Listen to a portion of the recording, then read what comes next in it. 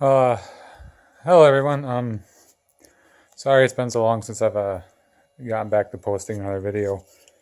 I've been pretty busy with work and whatnot, and just haven't had a lot of time to fart around. But I figured to give a little update. I know a lot of you guys were watching on the engine disassembly video that I had going on for a while, but it's still here.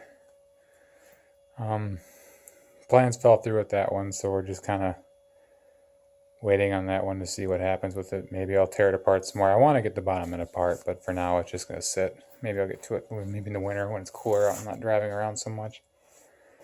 But yeah, it's still here, so I mean, I would stay tuned for that. I will eventually get to tearing that one apart, but more important things kind of came up on the list at the moment. So, however, there is some new exciting news.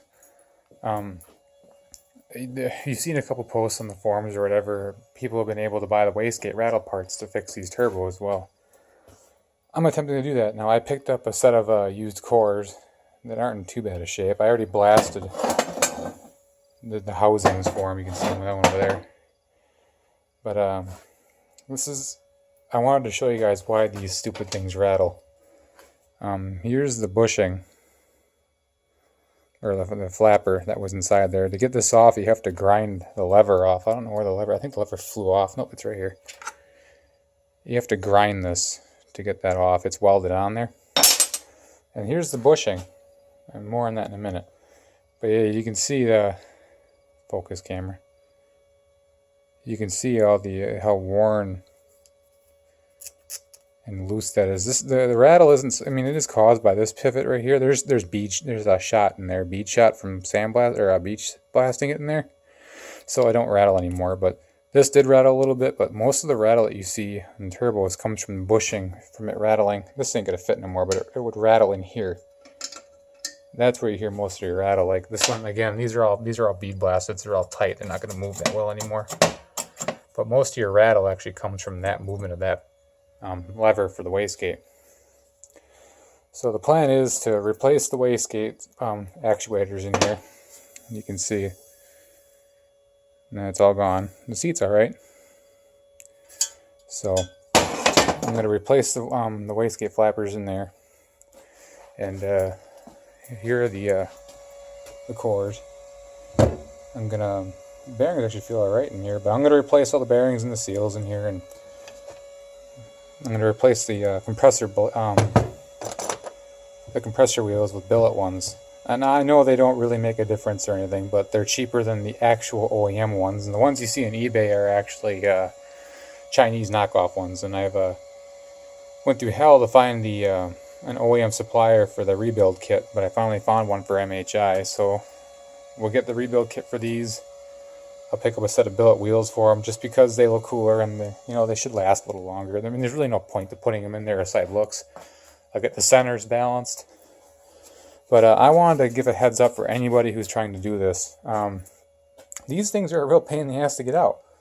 I tried kind of pounding it in from the inside, but it wasn't coming. So what I did was I took a rod, and I actually, you can't really see, I welded this rod to the outside of this bushing, and then while it was on, let's see if I can do this with one hand. I took this stainless or a little pipe here, and I'll show you guys how to do this so it's a little easier.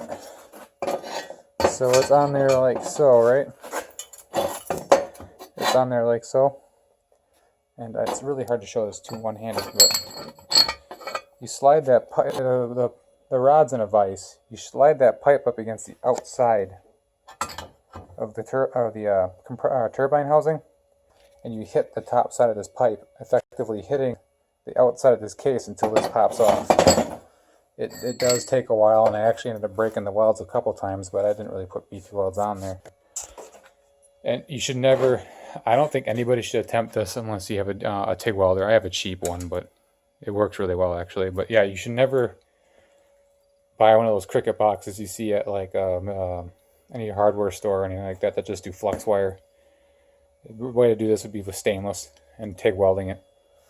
I don't actually have any of the parts here right now, so but yeah, that's about the stupid bushing in there. The bushing's on here. I'll have to grind that off so I can do the other one. You can kind of hear all the shot moving around there. But yeah, the flappers are actually stuck because of all the bead shot from blasting them. But these were really bad before. That one's actually kind of moving a little bit now. But yeah, this play from here to here is what actually causes most of your rattle. But that's what I'm going to be busy doing for a while. I'm going to get these all built up, because my car is in pretty bad need of replacement because the wastegates are so bad. I'm not building much more than 15 psi anymore. And oh yeah, I got rid of the carbon fiber hood. I like silver better.